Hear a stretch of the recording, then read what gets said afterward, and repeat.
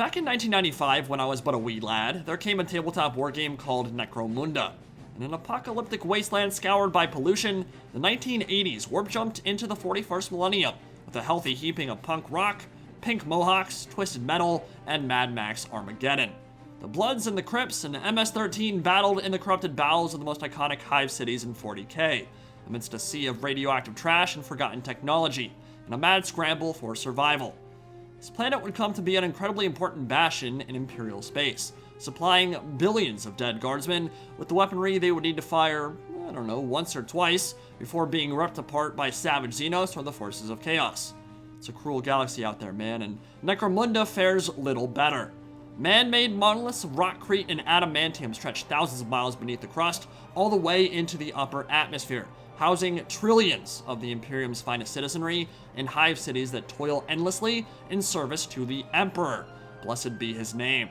The Imperial Fist Space Marines have a chapter house here, pulling new recruits from the brutal gangs that inhabit the lower levels. Great tunnels and catacombs of the Underhive, a massive slum inhabited by criminals and vicious mutants who have never seen the light of their world's sun.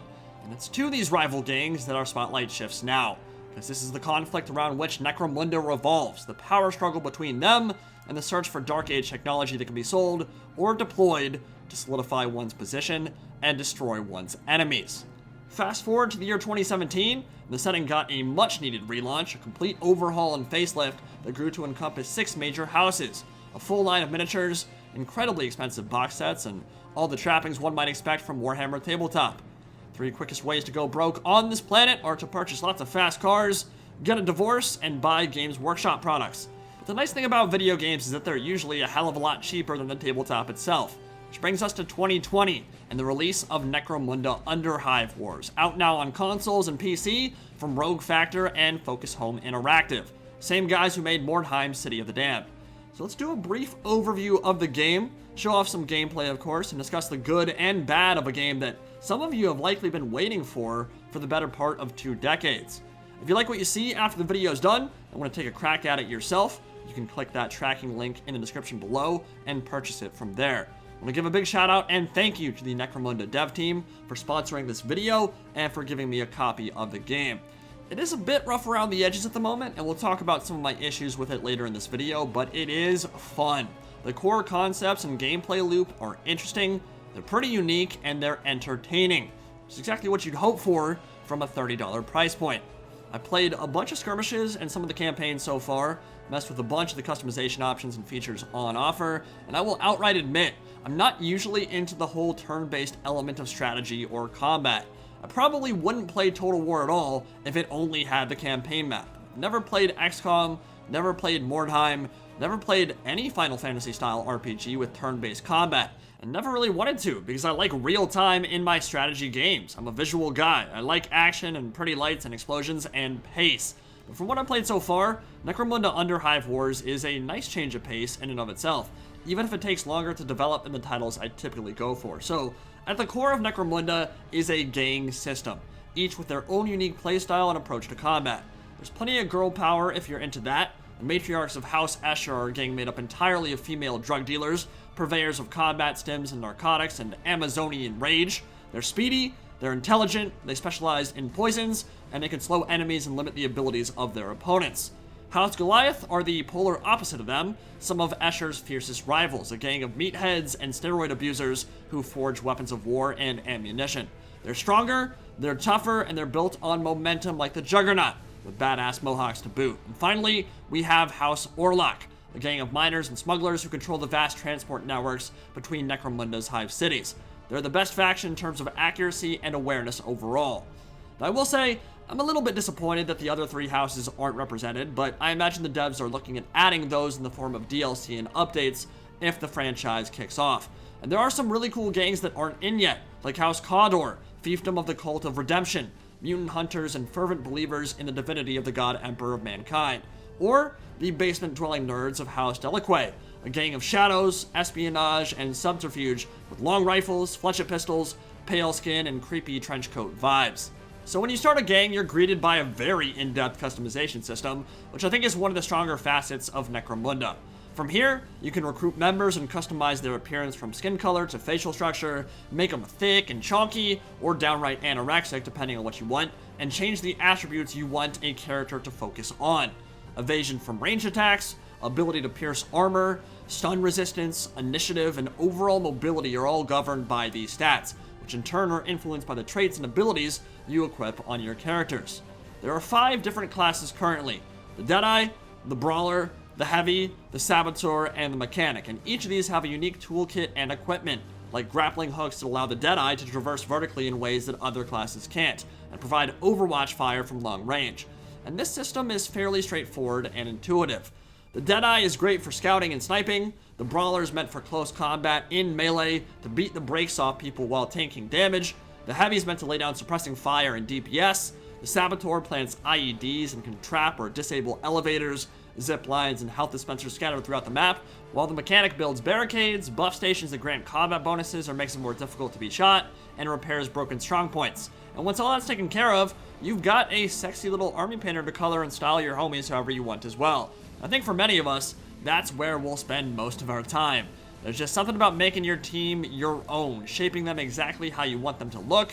It feels super nice in games like this. But once you have your gang, you can jump into custom exhibition matches, operations against the AI, or PvP against real opponents online. Or you can ignore custom and multiplayer sections entirely and jump straight into solo campaign with a narrative, cutscenes, and a more on-the-rails experience. I will say, I think it's a little bit weird that half the game is hidden behind this create a gang in the main menu. I'm not sure it makes it very clear to newer players that a bunch of game modes, multiplayer, and features that are available are only available through that little portal. Might need some changing just to be a little bit more clear, but that aspect, the custom battle and exhibition aspect, is the part we're going to focus on now. Because I like learning in a trial by fire, and when you first jump into a battle, you're greeted by a tactical overlay that gives an overview of the map, the objectives, and the deployment zones. You can only utilize 2 deployment zones on the map at any given time, so if you want to separate your gang, you can, but there are limitations on that front. Or you can just roll them all together in one big squad in the same deployment zone right from the word go. A lot of people prefer to skip their first turn, actually, because while your characters are a white outline at the start, they're essentially undeployed and untargetable, meaning they cannot take damage. So it can be a good thing to go second at the start, just so you can respond to an opponent's opening moves and react accordingly to those moves. Now, action points and movement points are the 2 resources that govern your interaction with the map itself, and movement is handled pretty nicely. In the bottom left corner of the screen, you'll see that AP and the MP, and as you move around, I was actually kind of afraid of a mechanic where if you take a wrong turn or step, you're continuously drained of movement, and you'd have to spend ages even planning out the right path to walk. But you can actually come and go in your own zone of control as you please. So if you go the wrong way, or you second guess your call before your turn's over, you can return to the point from which you started your turn at and get all your movement points back. It's only once you interact with the environment in some way, like calling an elevator or opening a loot chest, that the distance you've moved in is entered officially, and that becomes your new focal point for any further movement. And as you'd expect, certain classes and attributes allow characters to move further than others, so your Deadeyes and Saboteurs will typically be moving further along in a single turn than your Heavies with las cannons or flamers, because they have better mobility. They're using less huge weaponry, and they're not quite as fat. And this is 40k, which means plasma guns, massive flamethrowers, las pistols, bolt guns, fletchets, shotguns, chainsaw gauntlets, massive swords, and bludgeoning instruments for beating down your foes. All of that is in the game. It's beautiful. There's a ton of weaponry to choose from in Necromunda Underhive Wars, which is really nice, but it's also one of the more unpolished aspects of the game, I feel like. If I'm playing a 40k game, I want the weapons I'm using to have punch, in terms of visual output, bucking in my hand as I fire, in terms of actual damage to opponents, in terms of them reacting to the damage they're taking, and from an auditory perspective as well. Bolt guns and autocannons need a throaty roar, booming as they fire, and in their current implementation, I found this aspect of the game was maybe a little bit lacking. Weapons don't quite have the impact or vicious sounds I'd like them to. I mean, if we're fighting in a brutal underground gang war for long-lost Archaeotech, I want it to feel brutal. Obviously, some concessions need to be made here, because a las cannon could easily bisect an entire gang in a single shot, and you can't very well have these weapons insta-jibbing opponents or the combat just wouldn't work well, it wouldn't be very good. But it is a little bit immersion breaking to shoot an unarmored torso with a las gun or even a las cannon with a little pew pew and just see them go, oh no, and barely respond in their body language. Seeing a gang member just flop over to take a nap after being shot in the face 5 times is a teeny bit jarring. But the real meat and potatoes of this game is from the tactics and from the positioning and the outsmarting of your opponent. And that's where it shines bright, when you come up with a strategy that decimates the opposing force in short order. The core gameplay loop can be intensely satisfying and rewarding in that manner. And I think that's an aspect of the game that the devs have completely nailed. But it would feel a lot better if there were more elaborate sync kill animations and some more impressive weapon sounds to drive the point home. Necromunda would benefit tremendously from having a more robust set of satisfying and visceral animations as a cherry on top. But yeah, after movement come the actual tactics and action points. These are the things that let you interact with the environment itself and use your weapons accordingly.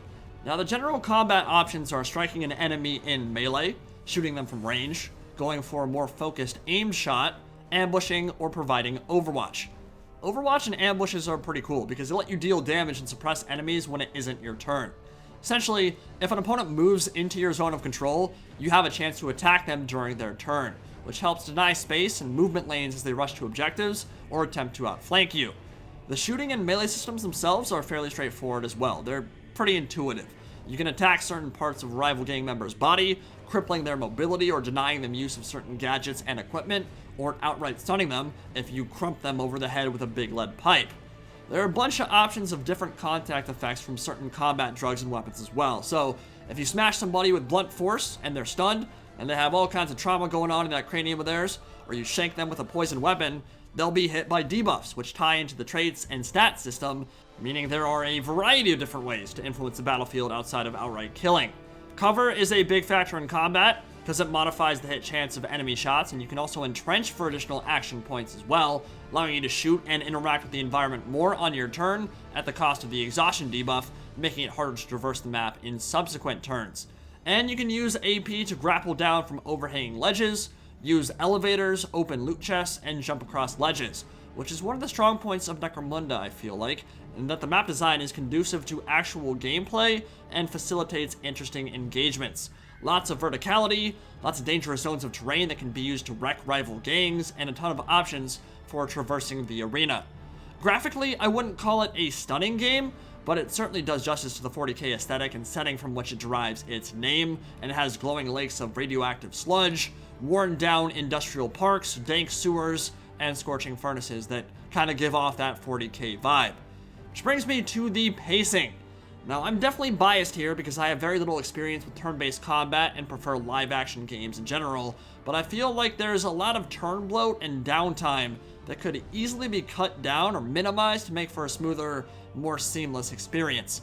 Unquestionably, Necromunda was always going to be a slower-paced title by nature of its very design, and that's completely fine. But even still, there's too much time sitting around, waiting to choose your characters, waiting for the end turn overlay to go away, waiting for the enemy players to make their moves. I almost feel like it would be better if we couldn't see exactly what the AI was doing on their turn. Because at the moment, some of the maps and pieces of terrain force their gang members to get stuck, and they'll be running into walls perpetually or throwing grenades at their own feet. There's some janky behavior on the part of the AI that could hopefully get fixed soon. Definitely needs some addressing on that front, and it is a long game as a function of all this kind of stuff. Even for a simple 4v4 or 5v5 gang fight, where you play hyper aggressive and get up in their face, there's a good chance you're looking at a match that lasts between 30 minutes and an hour, which means you need some time invested to actually be able to finish your games. Thankfully, you can save in the middle of operations in a few of the other game modes, which is a really nice feature. And like I said, some of it is simply due to the nature of its own turn-based strategy, but I do feel like there's a lot of time bloat and end turn bloat that can be cut down to keep things moving along at a steady clip. Overall, Necromunda Underhive Wars has been a solid, enjoyable experience for me. It's been a nice change of pace without being utterly game-changing. The customization and personal touch you can put on your gangs is fantastic, while the persistent progression, class system, and map design give you a reason to come back, but it's definitely not a fully polished experience at this point in the game. It does need some TLC, some tender love and care, It's far from being perfect, and it certainly won't be for everyone, but I've enjoyed my time with Necromunda so far, and will definitely be playing some more. If they can deal with the bugs and AI pathing issues quickly, and possibly add some punchier sounds and impact for the weapons and combat animations, I think it'll be in a pretty solid spot at its price point. If you'd like to check out Necromunda Underhive Wars, click that link in the description below. And again, big thank you to the Necromunda dev team for sponsoring this video. Hope you guys enjoyed it, and I will see you all in the next video. Indie Pride, signing out for now. Have a good one, guys.